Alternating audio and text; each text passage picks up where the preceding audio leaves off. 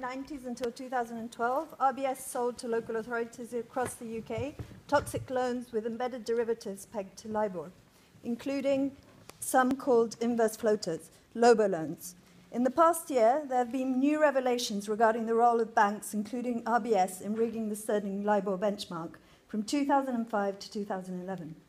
The issue finally reached the mainstream media with a recent Panorama documentary and the publication of two books, The Fix and The Spider Network. With both banks and the Bank of England now complicit in the lowballing of LIBOR rates, inverse floater loans could be deemed illegal due to fraudulent misrepresentation, just as any other loan pegged to LIBOR sold during that period. In the past year, Barclays Bank, who was also heavily involved in the selling of LOBO loans to local authorities and the rigging of LIBOR, has renegotiated most of its LOBO loans with local authorities. Is RBS now prepared to do the same? Or will citizens and local authorities need to take RBS to court at significant financial and reputational costs both to the bank and its shareholders in order for these loans to be finally cancelled?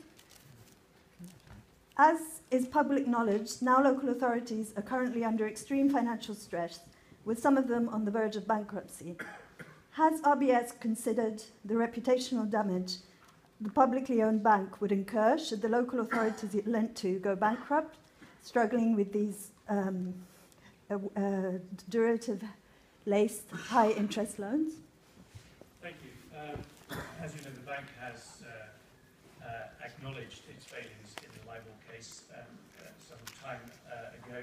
I'm not sure I completely characterise your view of it, and nor would the Bank of England perhaps, but that's for them to defend themselves.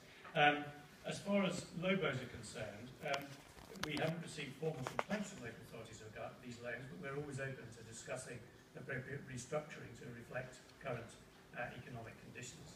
In circumstances, I think it's probably best if I leave it at that. Mr. Gibbs.